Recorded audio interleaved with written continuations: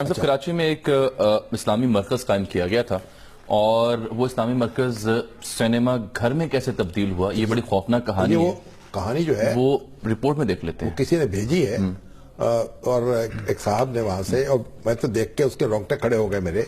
مجھے لگا کہ یہ پاکستان اسلامی جمہوریہ پاکستان کی کہانی ہے کہ کس عزائم کے ساتھ یہ قائم ہوا تھا اور ہوا کیا، پھر ہم نے کیا اس کی درگت بنائی اور اب اس کا کیا نقشہ اس وقت بنایا ہوا ہے۔ یہ ٹی وی سکرین پر آپ بھی دیکھیے، یہ اسلامی مرکز سینٹر کے ساتھ ہوا کیا، سنائیے۔ بلدیہ عظمیٰ کراچی کا اسلامی تہذیبی و ثقافتی مرکز۔ میرے قیام کا خواب 80 کی دہائی میں 15ویں صدی ہجری کے آغاز کے موقع پر فیڈرل بی ایریا کے کونسلر اور جماعت اسلامی کے رہنما جناب اخلاق احمد نے دیکھا۔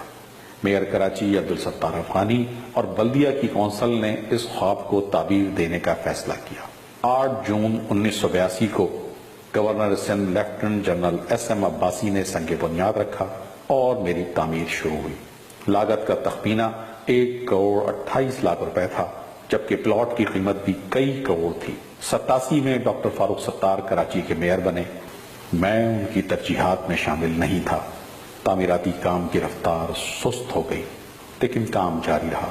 90 کی دہائی میں میری تعمیر مکمل ہو چکی تھی، لیکن ارباب اختیار کی توجہ اور دلچسپی نہ ہونے کے سبب میں ایک خالی عمارت ہی رہا، ادارہ نہ بن سکا۔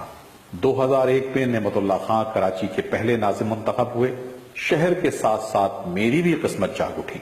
انہوں نے فیصلہ کیا کہ میری تعمیر کے مقاصد کو پورا کیا جائے، میری عمارت پر ایک عظیم الشان مرکز قرآن و سنہ قائم کیا جائے۔ اس حوالے سے سٹی کونسل نے کئی اہم قراردادوں کی منظوری دی۔ سٹی گورنمنٹ کی بجٹ میں خطیر رقم مختص کی گئی، میری تزئین و آرائش کروائی گئی۔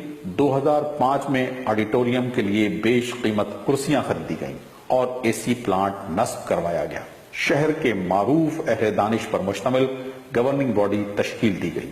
میرے احاطے اور آڈیٹوریم میں مختلف نوعیت کے اسلامی، تعلیمی اور ثقافتی پروگرامات منعقد ہونے لگے۔ اگست 2005 میں نعمت اللہ خان کا دور نظامت ختم ہوا اور ایم کیو ایم کے مصطفیٰ کمال کے سر پر شہر کی نظامت کا ہما بٹھا دیا گیا۔ انہوں نے نہ جانے کیوں المرکز اسلامی سے شانز آڈیٹوریم بنا دیا۔ اپریل 2012 میں کراچی کے ایڈمنسٹریٹر محمد حسین سید نے اہلیان علاقہ کے احتجاج پر شانز آڈیٹوریم کو سیل کروا دیا، لیکن کچھ ہی عرصے بعد سیل توڑ دی گئی۔ میرے مرکزی دروازے پر المرکز اسلامی کی جگہ مرکز علم و ثقافت کا بورڈ آویزاں کر دیا گیا۔ اگر واقعی بات صرف اس حد تک رہتی تو قابل برداشت تھی، لیکن انتہائی افسوسناک، شرمناک اور حیرت انگیز بات یہ ہوئی کہ مجھے سینما ہال میں تبدیل کر دیا گیا۔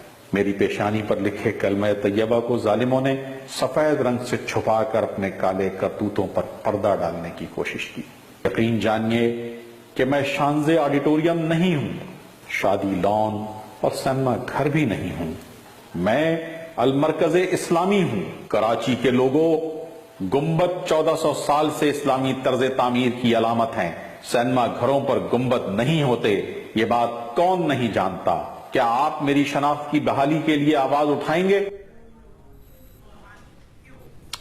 کون آواز اٹھائے گا اس کے لیے؟ اور یہ ہم تو آواز اٹھا رہے ہیں نا، اور کراچی کے لوگوں کو آواز اٹھانی چاہیے۔